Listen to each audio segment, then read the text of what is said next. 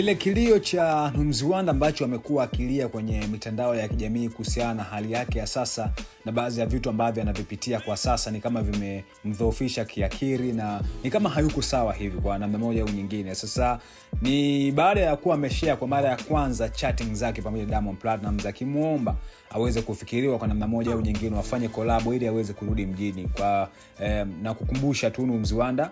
So Mziwanda aliwahi kushare baadhi ya picha zake akiwa amedhoofika sana na akiwa mwembamba kakonda sana, na zikawa zimewashtua Watanzania wengi na wakasema kitu gani ambacho kimemkuta Mziwanda. Sasa baada ya kuwa amewaomba sana baadhi ya wasanii, lakini pia zilionekana DM ya Rayvanny akiwa amemuomba pia mmoja kati ya wasanii ambao wanafanya vizuri waweze pengine waweze kumsaidia katika hali ambayo anaipitia, lakini pia alimuomba msanii mwingine ambaye ni Mario, lakini pia Jay Melody. Sasa Chino ameamua kujibu hiki kutoka kwa Mziwanda baada ya kuwa amezihirisha kwamba brother ni kama anateseka sana kulingana mambo ambayo anayapitia kwa sasa. Akaandika, njoo studio kaka mkubwa, acha kuwapa faida sana watu.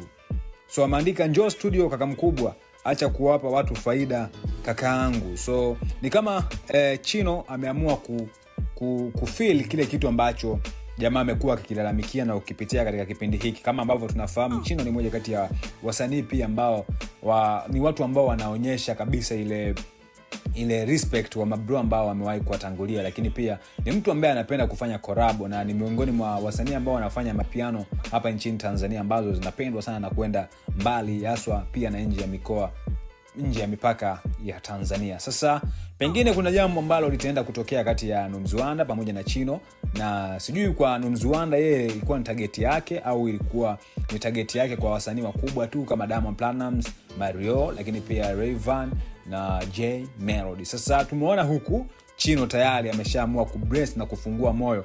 Amemwambia tu mshikaji kama vipi aache kuwapa sana watu faida, yeye atimbe tu studio waweze kumaliza kazi na jamaa arudi tena mjini. Kama tunavyofahamu, Mziwanda ni mmoja kati ya wasanii ambao walifanya vizuri sana kipindi hicho akiwa kwenye mahusiano na Shilole. Ni miongoni mwa watu ambao walienda mbali sana. Ukizungumzia ngoma yake pamoja na Alikiba Jike Shupavu, miongoni mwa kazi ambazo zilitembea sana hapa nchini Tanzania au vibana. Sasa unamsema gani hapo chini kwenye comment?